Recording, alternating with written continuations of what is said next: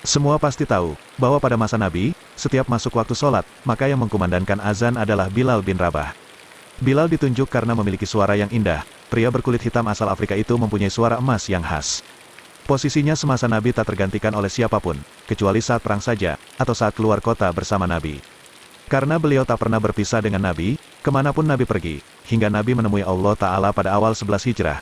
Semenjak itulah Bilal menyatakan diri tidak akan mengumandangkan azan lagi, ketika Khalifah Abu Bakar radhiyallahu anhu memintanya untuk jadi muazin kembali. Dengan hati pilunan sendu, Bilal berkata, "Biarkan aku jadi muazin Nabi saja, Nabi telah tiada, maka aku bukan muazin siapa-siapa lagi." Abu Bakar terus mendesaknya, dan Bilal pun bertanya, "Dahulu, ketika engkau membebaskanku dari siksaan Umayyah bin Khalaf, apakah engkau membebaskanku karena dirimu apa karena Allah?" Abu Bakar radhiyallahu anhu hanya terdiam. "Jika engkau membebaskanku karena dirimu, maka aku bersedia jadi muazinmu. Tetapi jika engkau dulu membebaskanku karena Allah, maka biarkan aku dengan keputusanku." Dan Abu Bakar radhiyallahu anhu pun tak bisa lagi mendesak Bilal radhiyallahu anhu untuk kembali mengumandangkan azan. Kesedihan sebab ditinggal wafat Nabi Shallallahu Alaihi Wasallam terus mengendap di hati Bilal radhiyallahu anhu, dan kesedihan itu yang mendorongnya meninggalkan Madinah. Dia ikut pasukan Fath Islami menuju Syam, dan kemudian tinggal di Homs, Syria. Lama Bilal radhiyallahu anhu tak mengunjungi Madinah, sampai pada suatu malam, Nabi Shallallahu Alaihi Wasallam hadir dalam mimpi Bilal, dan menegurnya, "Ya Bilal, wa ma hazal jafa, hai Bilal, kenapa engkau tak mengunjungiku, kenapa sampai begini?" Bilal pun bangun terperanjat, segera dia mempersiapkan perjalanan ke Madinah, untuk ziarah pada Nabi. Sekian tahun sudah dia meninggalkan Nabi. Setiba di Madinah, Bilal bersedu sedan melepas rasa rindunya pada Nabi Shallallahu Alaihi Wasallam. Pada sang kekasih, saat itu, dua pemuda yang telah beranjak dewasa, mendekatinya.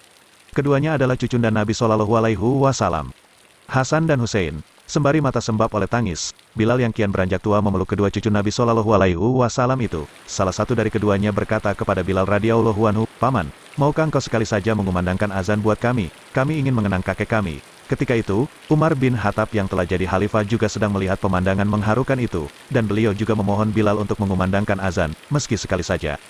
Bilal pun memenuhi permintaan itu. Saat waktu salat tiba, dia naik pada tempat dahulu biasa dia azan pada masa Nabi Shallallahu Alaihi Wasallam masih hidup. Mulailah dia mengumandangkan azan. Saat lafaz Allahu Akbar dikumandangkan olehnya, mendadak seluruh Madinah senyap, segala aktivitas terhenti, semua terkejut, suara yang telah bertahun-tahun hilang, suara yang mengingatkan pada sosok nan agung, suara yang begitu dirindukan, itu telah kembali. Ketika Bilal meneriakkan kata "Asyhadu an la ilaha illallah", seluruh isi kota Madinah berlarian ke arah suara itu sembari berteriak, bahkan para gadis dalam pinggitan mereka pun keluar. Dan saat Bilal mengumandangkan "Asyhadu anna Muhammadan Rasulullah", Madinah pecah oleh tangisan dan ratapan yang sangat memilukan. Semua menangis, teringat masa-masa indah bersama Nabi. Umar bin Khattab yang paling keras tangisnya. Bahkan Bilal sendiri pun tak sanggup meneruskan adzannya, lidahnya tercekat oleh air mata yang berderai. Hari itu, Madinah mengenang masa saat masih ada Nabi Shallallahu Alaihi Wasallam. Tak ada pribadi agung yang begitu dicintai seperti Nabi Shallallahu Alaihi Wasallam.